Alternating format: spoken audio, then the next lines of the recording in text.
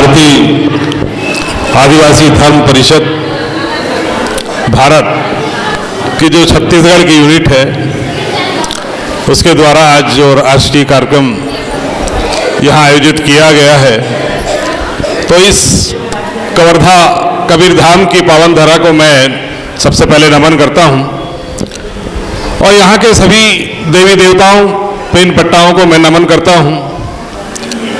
हमारे बहुजन समाज में जन्मे सभी महापुरुषों को मैं नमन करता हूँ और आज के इस कार्यक्रम में मंचासीन हमारे राष्ट्रीय अध्यक्ष विश्वनाथ वाकड़े जी,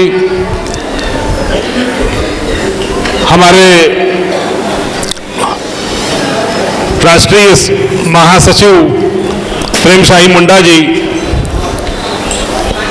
राष्ट्रीय सचिव मेघलाल मुंडा जी, नारायण गजबे जी, धारणे जी और इस छत्तीसगढ़ प्रदेश के प्रदेश अध्यक्ष सुखदेव ठाकुर जी और नवनिर्वाचित सभी पदाधिकारी जिनको मैं आज की नियुक्ति पर हार्दिक बधाई देता हूं और आशा उम्मीद करता हूं कि आने वाले समय में जो भी जिम्मेदारी आपको दी गई है वो अपने संगठन के प्रति ईमानदारी से आप निभाएंगे। और हमारे साथ में सर्व आदिवासी समाज के सह सचिव गजराज टेकाम जी, सर्व आदिवासी समाज के जिलाध्यक्ष प्रभाती मरकाम जी और हमारे साथ में पहुंचे हमारे मध्य प्रदेश के प्रभारी और सलाहकार भरतलाल मड़ावी जी, हमारे कर्मचारी अधिकारी प्रकोष्ठ के प्रदेश अध्यक्ष अर्जुन मरकाम जी और हमारे साथ में आए हमारे मध्य प्रदेश के कर्मठ कार्यकर्ता संपत संयाम जी और मंचासीन सभी बुद्धिजीवियों को मैं नमन करता हूं, सेवा जोहार करता हूं। दर्शक दीर्घा में बैठी मातृशक्ति, पितृशक्ति, युवा शक्ति और बच्चों सभी को मेरा सेवा जोहार। बड़े हर्ष की बात है कि आज पुनः मुझे यहाँ इस कार्यक्रम में आने का मौका मिला और आयोजन समिति को मैं बहुत बहुत उसका आभार व्यक्त करता हूँ कि इस प्रकार के कार्यक्रम हमारे सतत होते रहें और हमारे जो राष्ट्रीय संगठन को मजबूती लाने के लिए, उसका एक दायरा बढ़ाने के लिए और उसकी कार्यकुशलता को आगे ले जाने के लिए ऐसे कार्यक्रम आयोजित होते हैं। उसके लिए हम बहुत बहुत धन्यवाद प्रेषित करते हैं और हमें ऐसे मौक़ों पे चर्चा करने का, एक विचार मंथन करने का एक बहुत सुंदर मौका मिलता है, क्योंकि तमाम प्रदेशों से जब हम यहाँ पे पहुँचते हैं तो अपने अपने विचारों से बहुत सारी ऐसी जानकारियाँ हमारे बीच में आती हैं जिससे कि हम आने वाले संघर्षों के लिए तैयार होते हैं। वर्तमान में जिस प्रकार से इस देश में हम आदिवासियों की जो स्थिति है उसके बारे में हमें समीक्षा करना बहुत जरूरी है। ये देश संविधान से चलता है और संविधान में आदिवासियों के लिए जो प्रावधान दिए गए हैं उन प्रावधानों की समीक्षा करना भी बहुत जरूरी है, क्योंकि हम आज आज़ादी के 75 वर्ष बिता चुके हैं और कहीं ना कहीं हम आदिवासियों की जो इस देश में स्थिति होनी चाहिए थी, जो संविधान में हमें जो प्रावधान दिए गए जयपाल सिंह मुंडा जी और बाबा साहेब अम्बेडकर जी के द्वारा जो हमें एक अलग से व्यवस्था दी गई, क्या उस व्यवस्था के लागू होने पर हमें इस किसी प्रकार से जो हमारा विकास और संवर्धन होना था, हमारा संरक्षण होना था, क्या हो पा रहा है, इस बात की हमको समीक्षा बहुत अच्छे से करनी है। हमको अपने सामाजिक कार्यों के लिए तो हमें आगे बढ़ना ही है, लेकिन इस देश में हर समाज के लिए राजनीति का वर्चस्व होना भी बहुत जरूरी है। इसलिए अखिल भारतीय आदिवासी धर्म परिषद में राजनीति के बारे में भी जन जागृति लाने का और राजनीति को एक महत्वपूर्ण स्थान देने के लिए भी हमें चर्चा करना है, क्योंकि हम देख रहे हैं कि देश में काफी सरकारों ने हमारे साथ क्या किया है। आज 75 साल बीत गए हैं, क्या संवैधानिक अधिकारों को हमको मिल पाए? 1950 में लागू हुआ संविधान और आज के संविधान में कितना फर्क है, इस बात को आपको समझना है और इसकी समीक्षा करना है आपको कि हमें 1950 में जो प्रदत्त किए गए थे प्रावधान, वो प्रावधान कमजोर कैसे हो गए, बेअसर कैसे हो गए, और किसकी जिम्मेदारी थी जिन्होंने इन संवैधानिक अधिकारों को इतना लचीला बना दिया कि आज हमें जहां जहां देखो वहीं वहीं हमको हमारे साथ में अत्याचार हो रहे हैं, जुर्म हो रहे हैं, संवैधानिक अधिकारों का परिपालन नहीं हो रहा है। इसके लिए जिम्मेदार कौन है? इस देश में हम बहुतायत हैं, 20 करोड़ के आसपास की जनजाति की जो आबादी है, वो किन परिस्थितियों में जी रहा है, इसके बारे में कोई सरकार नहीं सोच रही है। इसकी हमको समीक्षा करना है। 65 साल तक कांग्रेस की सरकार ने राज किया, उसके कार्यकाल में ही सबसे ज्यादा आदिवासियों के जो संविधान अधिकार है उनको खत्म किया गया। एक धीमा जहर के तरह उन्होंने हमारे संवैधानिक अधिकारों को खत्म करते आए हैं, और बहुत सारे जो अधिकार हैं वो तो वैसे ही हमारे खत्म हो चुके हैं। ये समीक्षा करना है, ये सोचना है हमें कि हमारे जो इन पार्टियों के लीडर हैं, इन लोगों ने हम आम समाज के लिए क्या किया। जब ये संवैधानिक अधिकार कमजोर हो रहे थे, खत्म किए जा रहे थे, जब ये हमारे जिम्मेदार सांसद और विधायक विधानसभा और लोकसभा में क्या कर रहे थे, इसकी समीक्षा आज करना पड़ेगा आपको। आज देख लीजिए आप, देश में 3% की उपस्थिति वाले समाज का पूरा रोल कॉल चल रहा है। हर प्रदेशों में जहां जहां हमारे मुखिया बैठे हैं, उनके साथ में ये 3% के लोग जो हैं, इन लोगों ने अपना कब्जा जमा के बैठा है। भाई ये 3% के लोग ताकतवर कैसे हुए, इस बात को भी समझना पड़ेगा आपको। हमारे सांसद 47 सांसद बोलते हैं, अब मध्य प्रदेश में 47 विधायक भी हैं, आपके छत्तीसगढ़ में भी इसकी संख्या बहुत होगी। कितने विधायक है आपके यहाँ? 29 विधायक। अब सोच लीजिए, 29 विधायक होने के बाद भी आज यहाँ का मुख्यमंत्री जो है, हम अपने समाज का ना भी बना पा रहे हैं। आज बीजेपी ने कहने के लिए ये जरूर है कि छत्तीसगढ़ का जो मुख्यमंत्री वो आदिवासी बना है, लेकिन वो कहने के लिए है, क्योंकि उसकी विचारधारा जो है वो आदिवासी की नहीं है। वो एक आरएसएस के साथ, उसकी विचारधारा के साथ बना हुआ एक व्यक्ति है, केवल दिखाने के लिए वो हमारे आदिवासी समाज का है। लेकिन आज जो सरकार इस देश में राज कर रही है, आज हमारे दोनों प्रदेशों में भाजपा की सरकार है, लेकिन लीडरशिप किसको मिल रही है? जो उनके साथ में उनकी विचारधारा में ट्रेंड किया हुआ है, जो उनके इशारों पे चलने वाला हो, जो उनकी विचारधारा को आगे बढ़ाने वाला हो, ऐसे व्यक्तियों को लीडरशिप कराई जा रही है। और हमें जोर से कहा जाता है कि इस देश का राष्ट्रपति हमने देखो आदिवासी समाज का बना दिया। बहुत सारे प्रदेशों में राज्यपाल बने,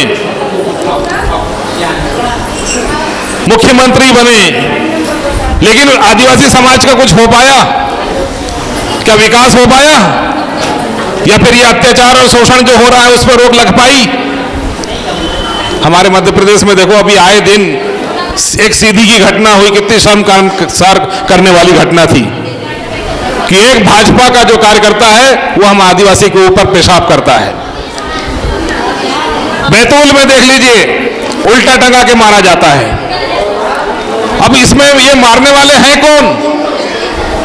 भाई, इस देश में इतना बड़ा समाज है, और जो बैतूल जिला हमारा जो ट्राइबल का जिला है, बहुतायत यानी ट्राइबल जिला होना, इसका मतलब कम से कम 60, 70, 80% के आसपास आदिवासी का होना, और कोई दूसरे का समाज का आदमी हमको ठोक के चले जाता है। तो फिर हमारा बहुतायत होने का मतलब क्या है? अगर हम चाहें, अगर खड़े हो जाएं ऐसे अत्याचार करने वाले के सामने, तो पल भर में मसल सकते हैं उनको। लेकिन हमारी विचारधारा कहां जा रही है? हमारी लीडरशिप कहां जा रही है? आज सांकेतिक राजनीति जो हो रही है हमारे साथ में, वो यही हो रही है कि पार्टी का आदमी जब जाता है तो केवल पार्टी की विचारधारा पे काम करता है, और हम लोगों ने वही काम किया है कि पार्टी का जो नेता है वो हम पे थोप दिया गया और हमने उसको वोट देकर जिता दिया। लेकिन जब उसे अपने पावर का यूज करके हमारे समाज का संवर्धन करना था, संरक्षण करना था, तो वहां कभी आगे आगे खड़ा नहीं हुआ। आप देख लीजिए, बहुत सारे अत्याचार होते हैं। हम लोग आदिवासी लोग, सामाजिक संगठन के लोग डंडा झंडा लेके खड़े हो जाते हैं, वहां चिल्लाते रहते हैं, न्याय दो, न्याय दो, न्याय दो। मिलता है आपको न्याय? या फिर आपका कोई लीडर आके खड़ा होता है? तो यही हाल हमारे मध्य प्रदेश में भी है और शायद यहां भी है। आज देख लीजिए, आपके यहां कोयले की खदान खोलने के लिए पूरे जंगलों को कटाया जा रहा है, लेकिन सरकार ये नहीं सोच रही है कि वहां पे बसने वाले आदिवासियों का जीवन का क्या होगा। उसे अंबानी और अडानी को पालना है।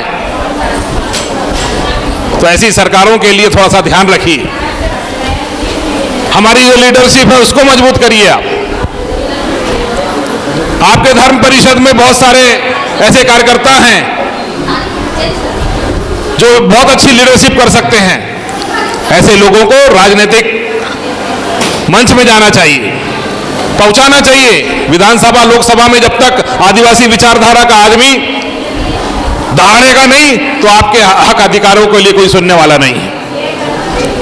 और यही 75 साल से होते आया है कि हमारी विचारधारा का आदमी सांसद में नहीं बैठता है, हमारी विधानसभा में नहीं बैठता है, जिला पंचायत में नहीं बैठता है, जनपद पंचायत में नहीं बैठता है, पंचायत में नहीं बैठता है।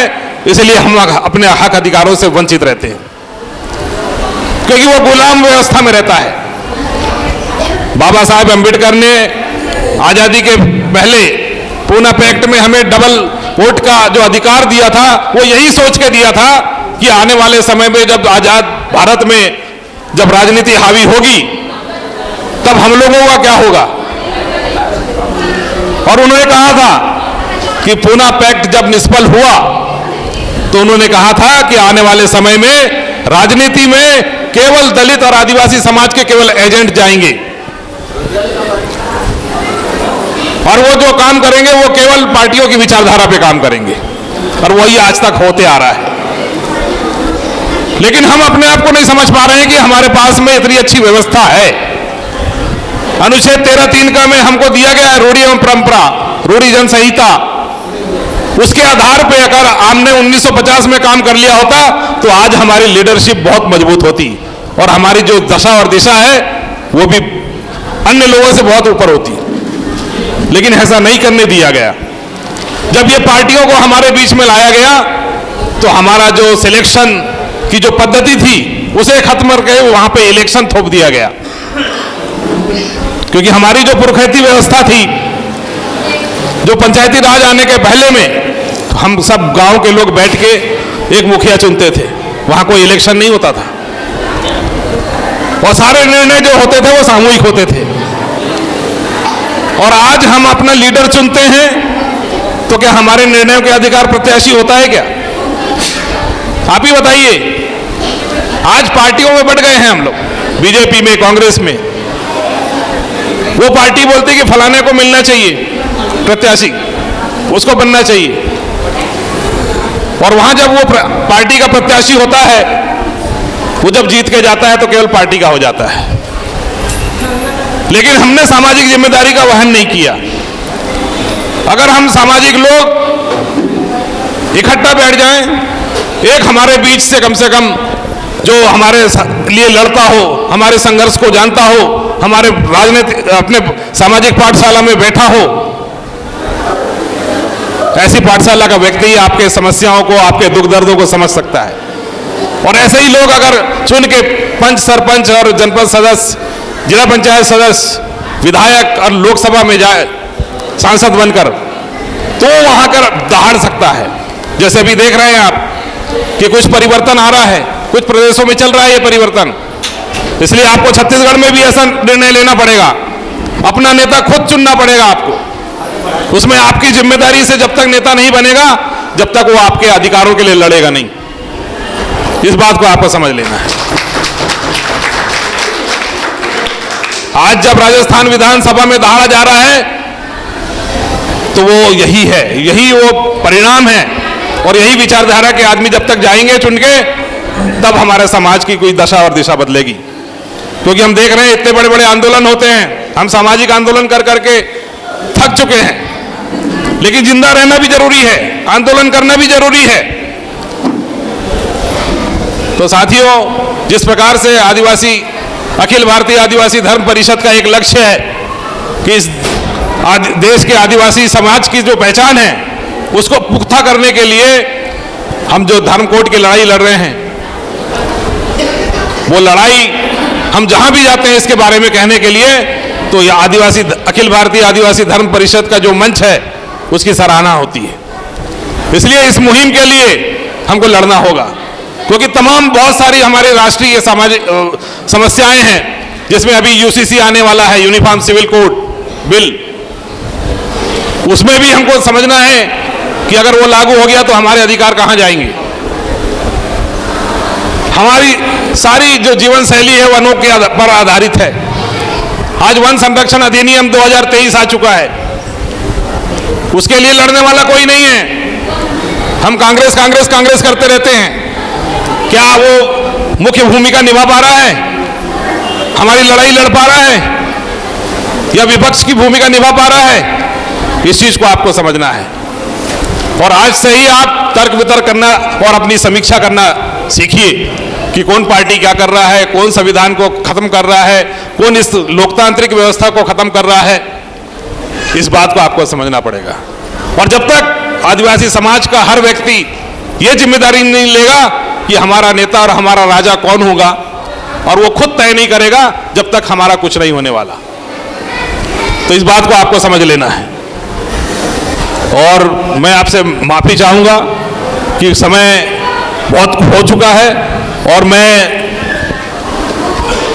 गोंडवाना गोंड महासभा का कार्यकारी राष्ट्रीय अध्यक्ष भी हूं, और एक बैठक दुर्ग में चल रही है, इसलिए मैं और अपना साथी के साथ में वहां की मीटिंग अटेंड करने भी हमें जाना है।